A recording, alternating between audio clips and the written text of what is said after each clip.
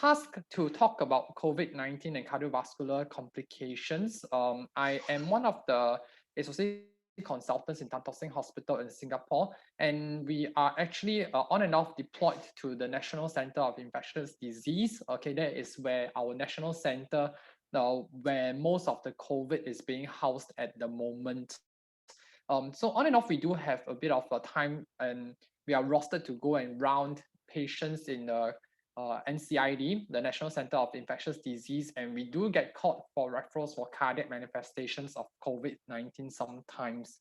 I think this is a little bit more of an educational talk. I'll try to focus it more on a bit of a general setting for most general doctors, and then after that, maybe go a bit more in depth to the treatment for cardiovascular complications for COVID-19 as well.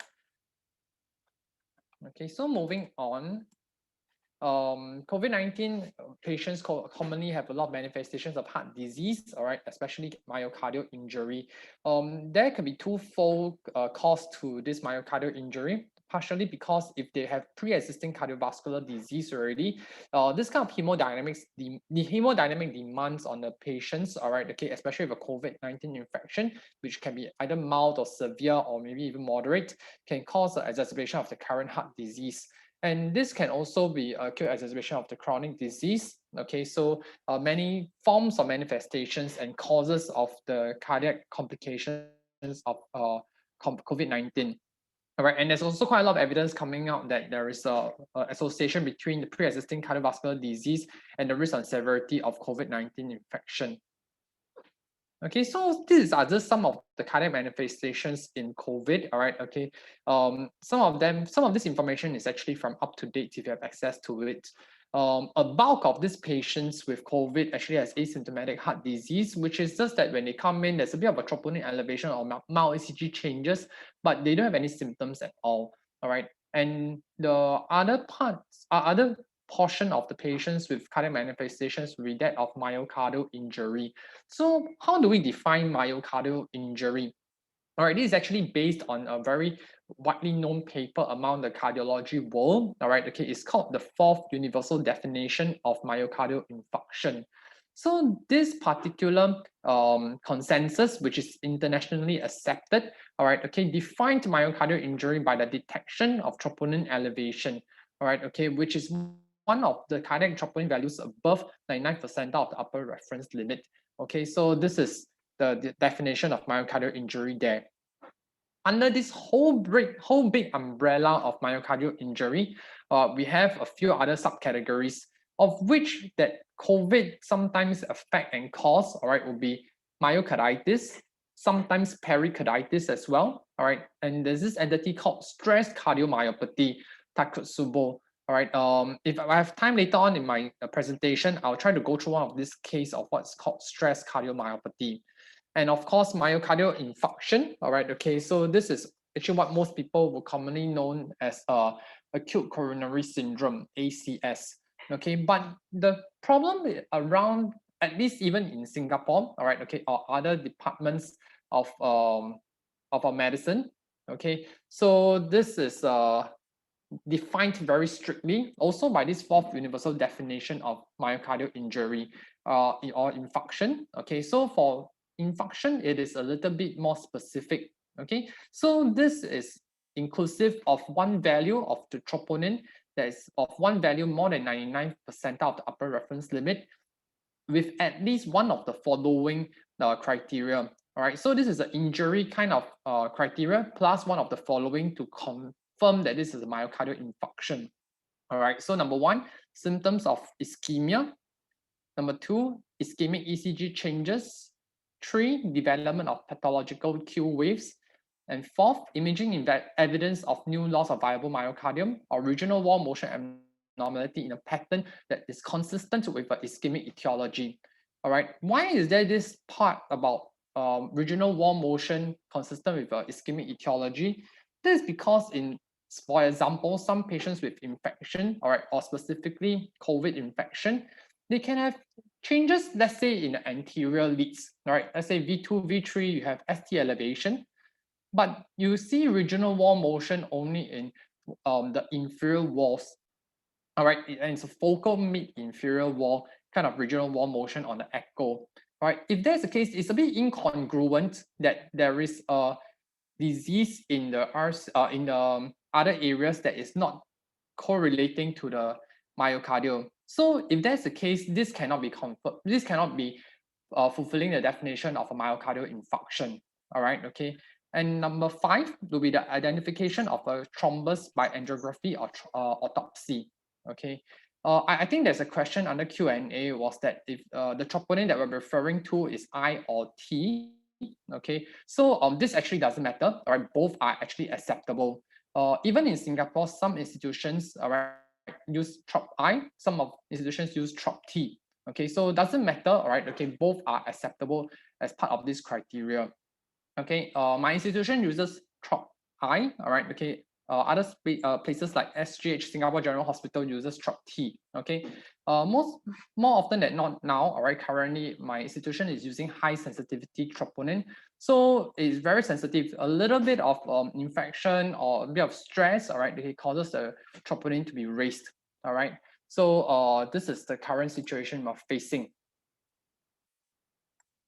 Okay, so moving on, other cardiac manifestations in COVID, this also includes heart failure, all right, okay, which may be precipitated by acute illness in patients with pre-existing known or undiagnosed heart disease, example, coronary artery disease or hypertensive heart disease, acute hemodynamic stress. Let's say if patients have ARDS and they suffer acute cor pulmonale, right, then they will suffer too high pulmonary vascular resistance, all right, and if you have very high pulmonary vascular resistance, right, your right ventricle, right, will be unable to pump against these high pressures, right, and this ultimately causes right ventricular failure, all right, okay, which is also another way of calling acute cor pulmonale, all right, or acute myocardial injury, all right, as we mentioned just now, okay, so right heart failure, okay, like we were mentioning, okay, and also cardiogenic shock.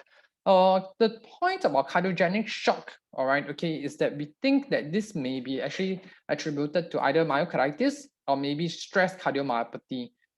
Stress cardiomyopathy is an entity where there is just a physical or emotional stress, okay, resulting in a catecholaminergic surge in the body. This causes parts of the heart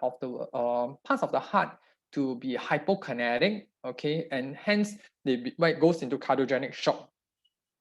In these cases, right, sometimes they find that only a few days upon putting on VA ECMO or Impella, they recover very quickly in a few days. All right, so the cardiomyopathy just quickly goes away. All right, okay. Usually this is quite in line with what we call a stress cardiomyopathy, or what we also call a Takotsubo in some parts of the literature.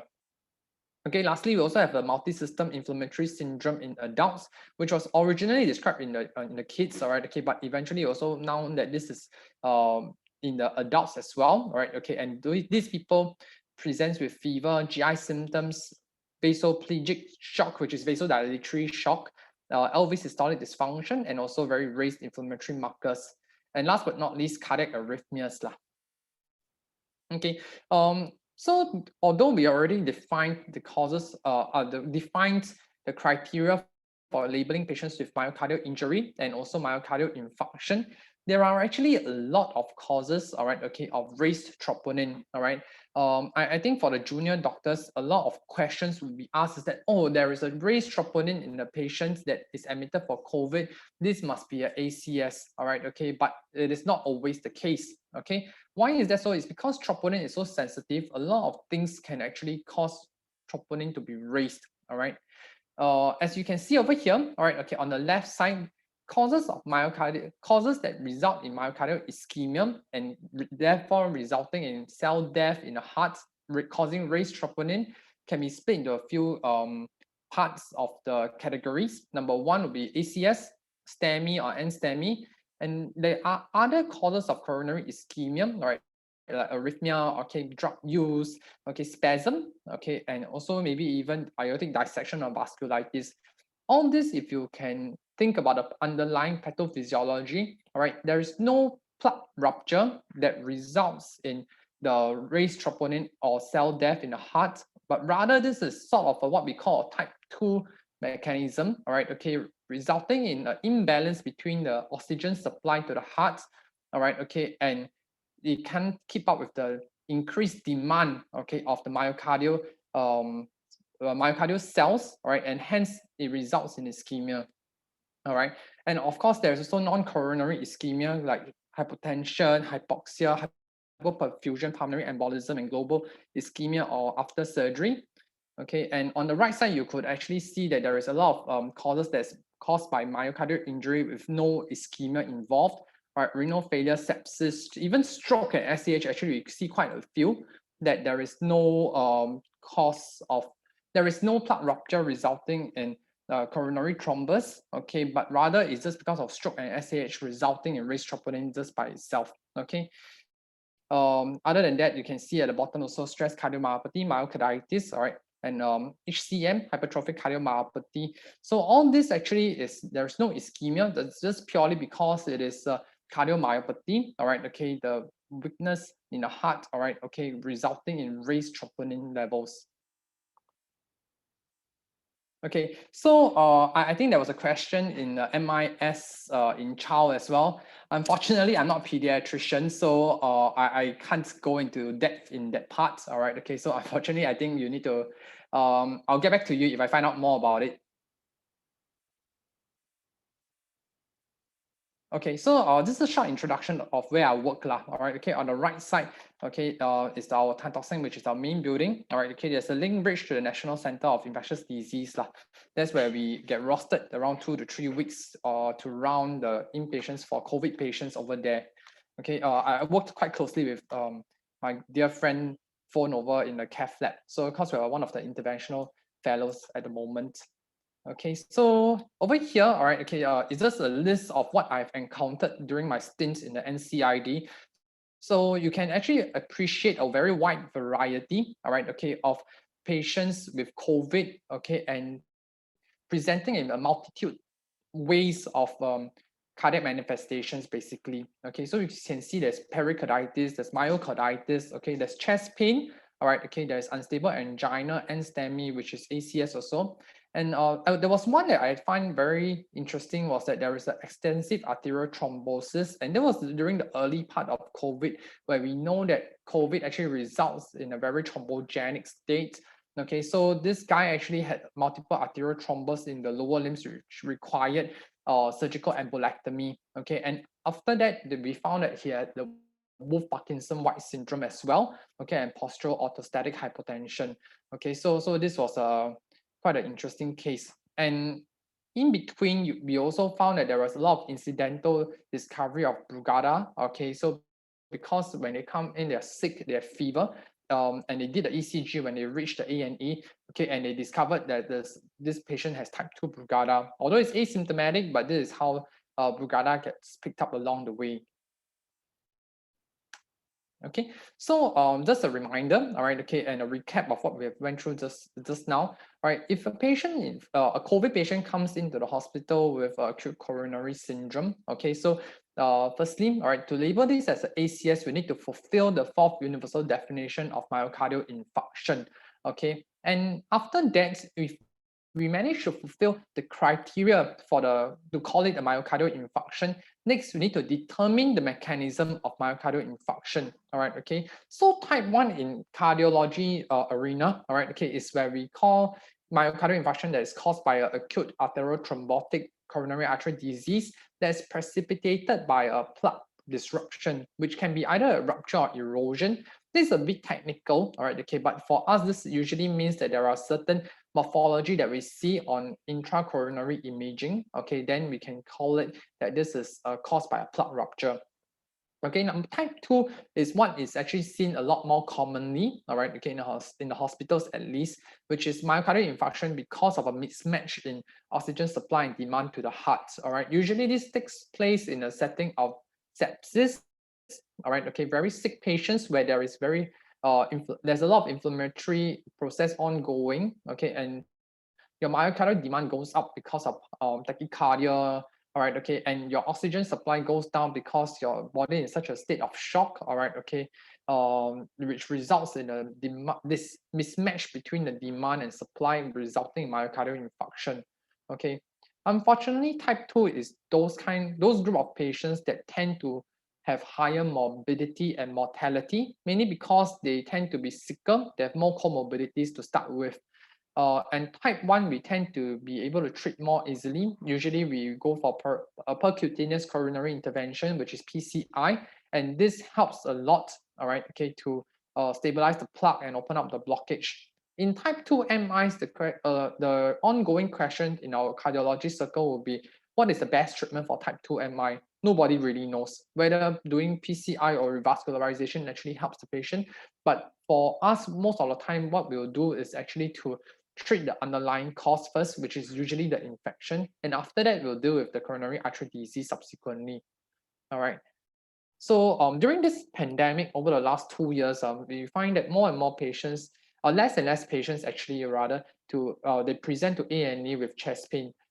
Initially, the thought was because these patients avoid hospitals due to the fear of exposure to COVID-19, and hence they come in pretty late, okay, for their ACS. So we see a lot of delayed presentations of myocardial infarction, and that's why a lot of the patients that come in late have later or delayed reperfusion or revascularization, and hence a lot of the late complications come on. We're seeing a lot more of the ventricular septal rupture as well coming to the hospitals. Okay, so how about STEMI when patients with COVID? Okay, so the diagnosis of STEMI, actually this also is based on criteria, all right? It's not because my cardiologist say that it's a STEMI, then it's a STEMI. Okay, so patients with STEMI, we have this definition, which is also part of the fourth universal definition of MI, which is a very good paper if you're very interested in cardiology. Okay, so to diagnose STEMI, all right, you need a new ST elevation in the J point in 2 contiguous leads at the cutoff points. Okay, and the cut points for this new ST elevation is 0.1 millivolts, okay, in all other leads except V2 to V3. For V2 to V3 in men, you need to have 2 mm, all right, okay, and 2.5 mm in men less than 40 years old, or 1.5 for women, okay. In the absence of ST elevation, the new left bundle branch blocked with anginal symptoms is considered to be a STEMI equivalent. Okay, so moving on, all right, okay. The caveat is that ST elevation can be diagnosed on ECG. However, all right, we also need to bear in mind that this is actually also present in certain kind of condition. All right, one of them is actually quite common. It's a stress cardiomyopathy, all right, okay, or sometimes myocarditis also. Initially, part of the first part of the pandemic, all right, there's a lot of discussion between within the cardiology circle also, all right, okay, about how should we manage STEMIs. Over at our center, all right, we are quite privileged that we have primary PCI services available, but I also understand that a lot of other places, because of the infrastructure, primary PCI may not be available. So if that is the case, then you probably will need to fall back on thrombolysis. Okay, but thrombolysis, we do need to keep in mind is that in thrombolysis, the risk of hemorrhage is pretty high, okay, and particularly ICEH or SAH lah.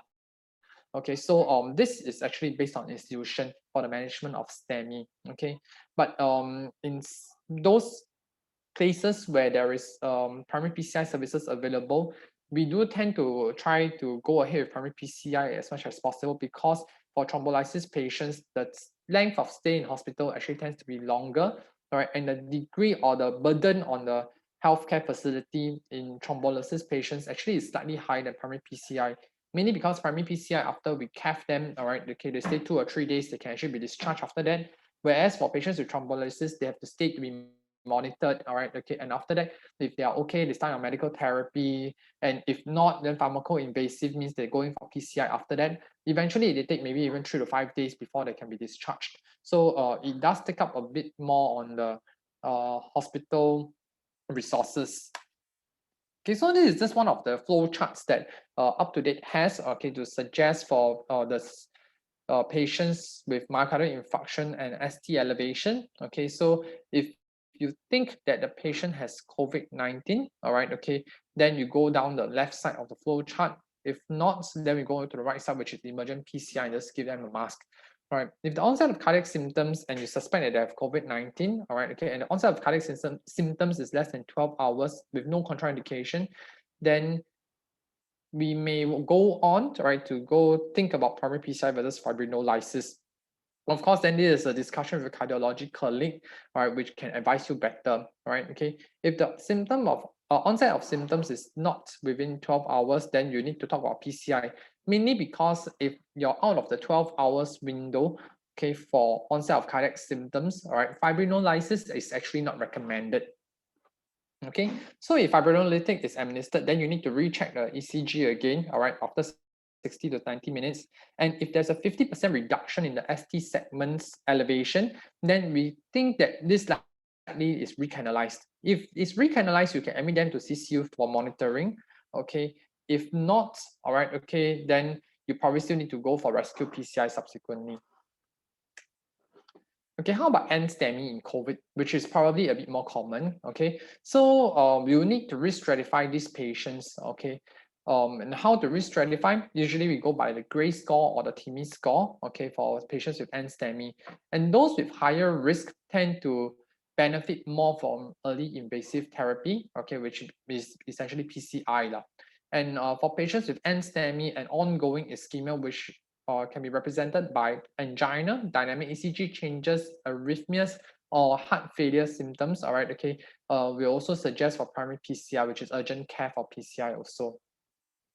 I think there's a question about how to check for 50% reduction in STs, right? So basically what you do is that if the patients come in with 4 squares elevation of the ST segment, right, then by 60 minutes to 90 minutes after you give the thrombolysis, they should come down to less than 2 mm of the ST elevation. So this is what they term by 50% reduction. Okay, obviously if you have 3 squares, all right, okay, then after that, then you want to see it be reduced to less than 1.5 ST, 1.5 squares of ST elevation on the ECG. Okay, so this is how we term by 50% reduction on the ST elevation. Okay, so for suspected ACS in COVID, all right, okay, the combined use of clinical evaluation and ECG is actually very important, okay, and the consultation with cardiologists is suggested if you are not very certain for the diagnosis. What we do tend to use a lot is actually imaging, all right, okay, one of them is echo, all right, okay, so the ultrasound of the heart, which is also called echo, all right, okay, if it have the certain findings, all right, okay, then it may tell us that it is more likely to be an ACS. But if there are things that don't suggest, okay, or don't fit with the clinical picture, all right, then it's less likely going to be ACS, all right, okay. So let's say if they have ongoing chest pain, but there's no wall motion abnormalities on the ECG or on the echo, all right, okay, then it's less likely. Or if the wall motion abnormalities is not supportive by the areas of injuries as suggested by the ECG, then this is less likely also. Okay, this is similar to the example that I gave at the introduction also. All right, okay. So small findings like small pericardial effusion is very non-specific. Okay, those kind of pictures usually is less likely to represent ACS. I think there's also another question, or I'm just going to answer questions along the way, so that we don't need to go back to very far back down to re-address these questions. The question was whether I would prefer Grace or TIMI. Okay. Personally, I try to use TIMI more. All right. Okay. Mainly because it's easier to use. Okay. If you look at the Gray score, it is very, very, very long. Okay. And if given the benefit of time, all right, Grace tends to be a bit more accurate, but also a bit more cumbersome to use. Okay. But that is the one recommended in the guidelines. TIMI, on the other hand, is much easier to use, all right, because it's only a few questions and you can score it pretty quickly. Okay, but obviously this depends on your institution as well.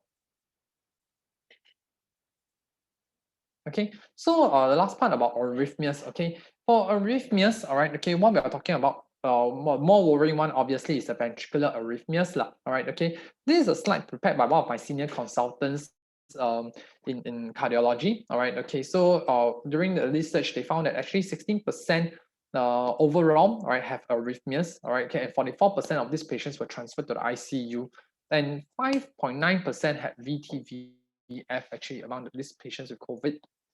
And if you have elevated troponin, all right, obviously there is known to be an increased risk of in-hospital arrhythmia. Okay. Other arrhythmias also is AF or flutter, right? Okay, no significant change to what you would do otherwise from other patients, all right? Okay, which is either beta block or use calcium channel blockade. But I think the caveat is that we need to know the EF, all right? Okay, if the EF is more than 40%, then you can use a non-dihydropyridine calcium channel blocker easily, all right? Okay, but if the EF is less than 40%, I think you will shy away from using any verapamil or any diltiazem.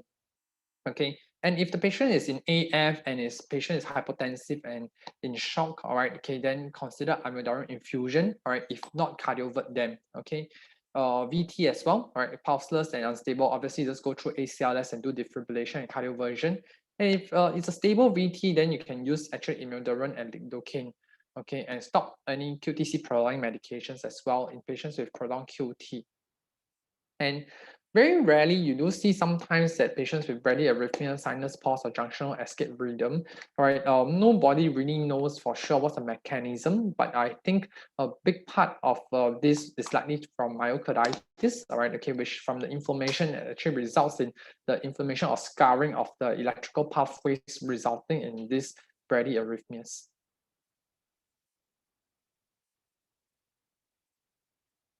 Okay, so to answer a few questions first, all right, okay, how do you differentiate stress cardiomyopathy and myocarditis?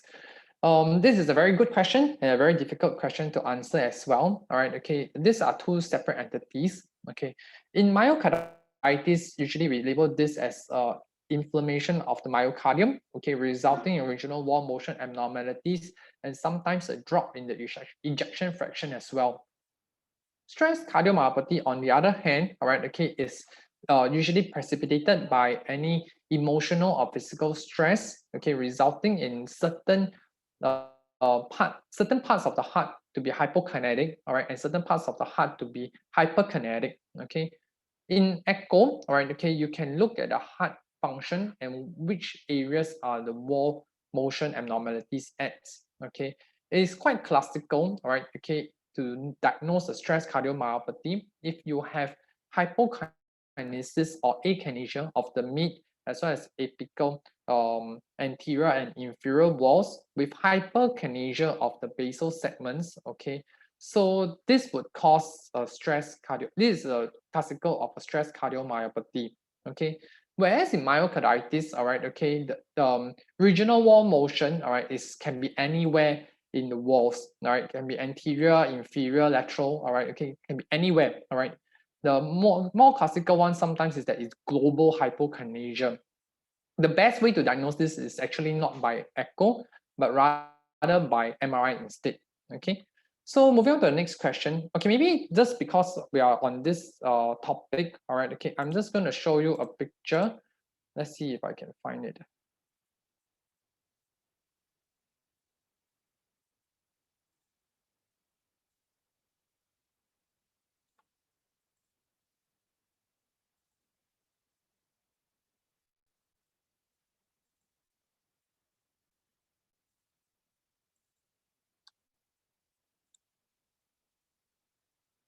Sorry, I don't think it's going to play. So basically this is classical kind of projection, all right, okay, or way of regional wall that Takotsubo presents, okay. So it is quite obvious on an echo or LV gram sometimes when we do imaging. Okay, so otherwise the other question is, what is telemetry? Telemetry is basically continuous ECG monitoring when they are in the hospital, okay. So this is how we monitor patients if they go into VTVF while they're in a hospital lah. All right, obviously this is a scarce resource, all right, okay, so we only put it on patients with high risk of ventricular arrhythmias. Okay, the dose of isoproterenol, I don't think we use it that often also, all right, okay, but our institution has a protocolized form, all right, okay, to use the dose of isoproterenol. Okay, if you want, can email me at the end, then maybe we can share with you in the future. Okay, so moving on, all right. myopericarditis. Okay, so these are actually sources of cardiac injury as well, based on case reports. All right, but there is not much clear evidence of myocarditis on limited cardiac biopsies, lah. All right, okay, but a lot of them have actually been seen on an MRI. There are a few case reports where patients with COVID, all right, okay, and then although they are COVID positive, but the biopsy is actually negative for COVID. But weirdly, there are also other case reports where patients present with myocarditis, although their swab is negative for COVID. When they biopsy the myocardium, all right, okay, and it showed that there is COVID particles inside. So it is not very well diagnosed at the moment, all right, okay, but nonetheless, all right, okay, if you're a patient that fulfills the criteria for myocarditis or sounds like myocarditis, for us, usually the main diagnosis is actually through cardiac MRI. All right, not very easily available, all right, okay, but if you have it, this is very reassuring to diagnose myocarditis. Okay, so if you have pericarditis, all right, okay, usually you see on the ECG, all right, okay, so it's the same, that usually it's a diffuse ST elevation, okay, throughout all the leads with PR segment depression, and you would see a reciprocal ST depression in the AVR with PR segment elevation in the AVR as well. All right. And moving on to that, all right, how to treat pericarditis, all right, usually it is a colchicine, all right, okay, anti-inflammatory and also NSAIDs.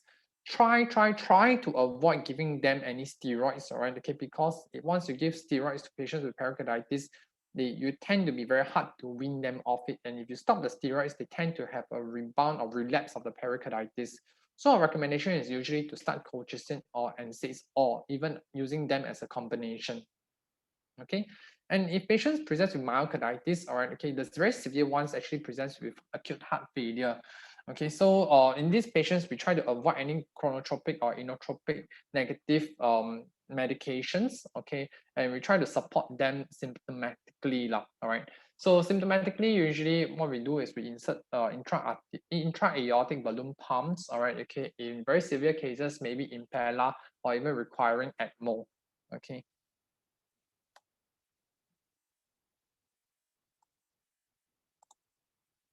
So for thromboembolic disease, okay, and also patients with coagulopathy, all right, some people present with mild thrombocytopenia or coagulopathy, all right, antiphospholipid antibodies were actually detected in some of the patients as well. And they are actually quite a good amount of patients or proportion of patients which presents with thrombotic complications such as like a pulmonary embolism, all right, despite use of low molecular weight heparin. Okay, so if you have a COVID patient that's hospitalized, just consider to put them on VTA prophylaxis as much as possible, lah. Okay, so let me just go through the questions. So what is the difference between myocarditis and pericarditis? Okay, a very good question also. Okay, so myocarditis mainly presents with or let's just go through the underlying pathophysiology between the two. All right, okay. So myocarditis is actually the inflammation of the heart muscle. Pericarditis is the inflammation of the pericardium, all right, which is the layer surrounding the heart. So there are two different parts of the heart, all right, that's being inflamed. For pericarditis, because the pericardium surrounding the heart is inflamed, all right, okay, it causes certain kind of changes, all right, okay, so usually they present with chest pain, all right, okay, worse when lying down, okay, and it's very pleuritic, so when you cough, all right, okay, breathe in, all right, you do have chest pain also. So this kind is pericarditis, and you usually confirm it while seeing on the ECG, all right, okay, which the features I've mentioned just now, all right, the global ST elevation, all right, with reciprocal PR depression, okay, and also you have AVR ST depression with PR elevation. So in these cases, you give them colchicine and NSAIDs to treat pericarditis. These patients tend to have not much raised troponin, all right, okay. When you see myocarditis, is the inflammation of the heart muscle, and that's why you actually have raised troponin levels in most of them. And more often than not, you have global hypokinesia, meaning you have a drop in the ejection fraction of the heart, all right, okay, resulting in a weak heart or what we call cardiomyopathy, okay. So these patients usually is self-resolving, all right, okay, we give them ACE inhibitors or angiotensin receptor blockers, all right, okay, and also a beta blocker, all right, okay, to try to remodel the heart. And usually after the acute episode, all right, okay, then the heart, the EF or the ejection fraction would actually improve along the way. The definitive, all right, okay, diagnosis for this would actually be myocardial or MRI of the heart slump, because the MRI actually can tell you how much, whether there's any hyperemia within the heart muscle, and also if there's any inflammation within the heart muscle, right? So that gives us a much better picture to it. But nonetheless, although it's good to know the diagnosis, but given the scarcity or rarity of resources, right, and if you need to go clinically, you know the patient has raised troponin, right, come in with a bit of low ejection fraction, all right, okay, and they look like it's a myocarditis. In any case, just start them on an ACE and beta block and just recheck the EF a few weeks down the road. Usually they will improve, all right, okay. So that is because the MRI would not change your management anyway, okay. So this is just some of the differences between myocarditis and pericarditis, which are two separate, completely separate clinical entities. Okay, so I'll just move on to share a few of the cases that we've encountered so far. All right, okay, so well, this patient is a 35-year-old Bangladeshi male, all right, smoker, been working in Singapore for some time already, was diagnosed to have COVID last year in April. And it came because of a bit of chest pain with raised troponin as well. Okay, at the time it was diagnosed as STEMI because he had ischemic symptoms with chest pain, ECG changes with acid depression also. And you can see that there is raised troponin I from 300 to 1,007 to 11,000. So it fulfills at least three criteria of the myocardial infarction based on the fourth universal definition of the MI. Okay, so we diagnose him as NSTEMI and a COVID infection. All right. This is ECG on admission, and his chest X-ray is pretty clean. So we treated him with enoxaparin for 5 days and DAPT also for a while. He was asymptomatic, hence we decided to treat him medically. But however, while waiting in the recovery center, okay, after his acute phase of COVID is over, he developed chest pain again, so he was readmitted to the hospital. Okay, and at the time, there was new TA inversions in the inferior leads. Excuse me. So we went on to go on to repeat the ECG, which is a ECG changes that is new. So we decided to bring him back into the cath lab to have a look at the arteries. So we then know that the RCA is blocked. Okay, there are a few areas of blockage as well.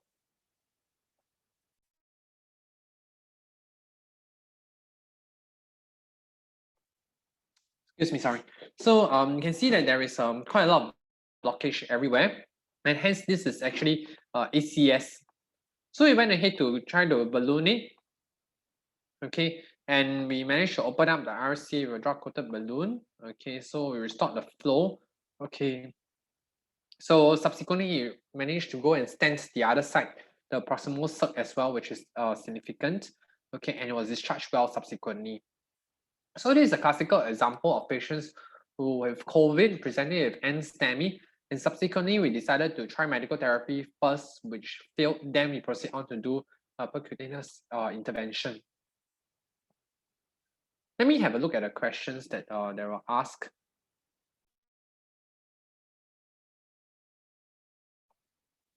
Okay, so I think one of the question is, why do you start lisinopril over other drug?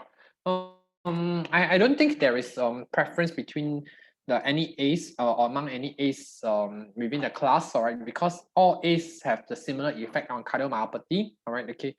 For us in our institution, we like lisinopril more because of its once a day dosing, because our patients tend to be a bit non-compliant, all right, so we always try to use a once a day dosing. If we go by pure evidence, actually enalapril is the oldest, all right, okay, and it's also the best evidence for cardiomyopathy and also ACS. But lisinopril purely because there is a once a day dosing. So I think second question is, when we need to give low molecular weight heparin in patients taking aspirin or clopidogrel, guidelines suggest there is no need to stop the medication and there is increased risk of bleeding. So I am not so sure what is the question for this, but In patients that is acutely admitted for STEMI, all right, okay, we tend to be on the safer side, and the guidelines also support that, which is actually dual antiplatelet therapy. And we also give heparin or Clexane when they're admitted, all right, okay, for at least 5 days to 7 days. And this is based on the Essence trial that we know of. And this was actually done during the era where PCI is widely available. So most patients tend to get medical therapy with this triple antithrombotics first, all right, okay. But nowadays, because of the evidence that moved on, all right, and also the more availability of PCI available, we tend to cath them a lot more frequently within the first or second day. And once we cath them and we open up and revascularize them, there is actually no much need to continue on the Clexane or the heparin. So once we finish PCI, we tend to stop the Clexane and heparin and just maintain them on the DAPT. Okay. So the risk of bleeding, we don't think that is very much higher, all right, okay, using this approach. But if in patients with just DAPT and with just medical therapy for STEMI, we do give them DAPT plus Clexane only for during the inpatient stay, all right, which is usually 5 days or so. All right, that is the mean that was actually noted in the Essence trial. So I think another attendee must be a cardiologist or interventional cardiologist, and they asked if we used IVUS or OCT in this case. All right, okay, we didn't, okay, all right, mainly because we used the DEB, all right, okay, and the QFR, which is actually the flow reserve, okay, so we know that the hemodynamic actually is very good, so we use hemodynamics to actually guide our intervention rather than intracoronary imaging. All right, a lot more debatable, all right, okay, and I'm sure we can discuss this during another webinar in the future. So I think the last point I wanted to add on to this is that if IVUS and OCT, okay, firstly, intracoronary imaging is good, all right, okay, but of course there is cost concerns to consider, okay, and the main thing I think for IVUS and OCT to that is of benefit is actually really in the left main mainly. Okay. If you use it in RCA or the circ, it is good, all right, okay, if it's available, but I don't think it's super essential. Okay, but if you want to talk about standard of care, and cost is not a concern, then yes, I think we should use OCT and IVUS for every single PCI case. Okay, so moving on to my second case. So this is a 49-year-old Chinese male, all right, okay, and he has only smoking, all right, because of risk factors and no other past medical history. So he presented with chest pain, all right, okay, and retrosternal pain, all right, okay, and troponin I is like from 1,002 to coming down to 1,011. ECG, not much changes except maybe you look at a V2, there's a little bit of biphasic T wave or so. So the angiogram, if you're a cardiologist, you know that it looks pretty normal. But okay, you look at the ostial LAD, it looks like it's a very moderate disease. You can see it a bit more clearly over here. All right, okay, there's a moderate disease in ostial LAD. But given the troponin rise, right, if the dynamic ECG changes during the injection to the left-sided coronaries, we are not sure whether actually this is a plug rupture that results in distal embolization causing this end-STEMI presentation. So we had a bit of debate about what to do. All right, I mean, the LV gram, you look at the EF is normal. All right, okay, so the diagnosis or differential diagnosis of it being a myocarditis or stress cardiomyopathy Takotsubo, right, is much lower because there isn't any regional wall motion abnormalities on the LV gram. Okay, so what we did actually was to do intracoronary imaging. All right, okay, and we, for those that are more keen for OCT, you can see that there is a bit of lipid plug in the proximal ostial LAD, but there's no plug rupture basically. All right, okay, so this is not an ACS. All right, remember when we are talking about the definition of myocardial infarction, you need to have a plug rupture, right? Okay, before we can define it as a type 1 myocardial infarction. So since the OCT showed that there is no plug rupture, all right, okay, this cannot be a plug rupture resulting in myocardial infarction. And hence, if it doesn't fulfill the criteria, all right, okay, this can only be called a myocardial injury, all right. If we cannot do so, you need to start looking for other causes of myocardial injury, okay. We went one step further and went to do a hemodynamic assessment assessment. So this is basically we just put a pressure wire inside the LAD and measure the pressures lah, right? Okay, which is non-flow limiting, meaning the blood flow down the LAD is actually pretty good. Okay, and we did an echo as well, which looks normal. Okay, so this is a term that is a bit more recent. Okay, we call it MINOCA, right? MI with normal coronary arteries lah. Okay, so we went for MRI all patients, and this confirmed myocarditis on the MRI.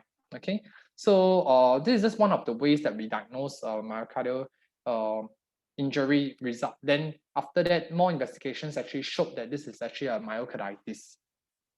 Okay, I hope that this short presentation actually is a bit helpful for you to understand a bit about the cardiac complications or manifestations, in fact, of patients with COVID.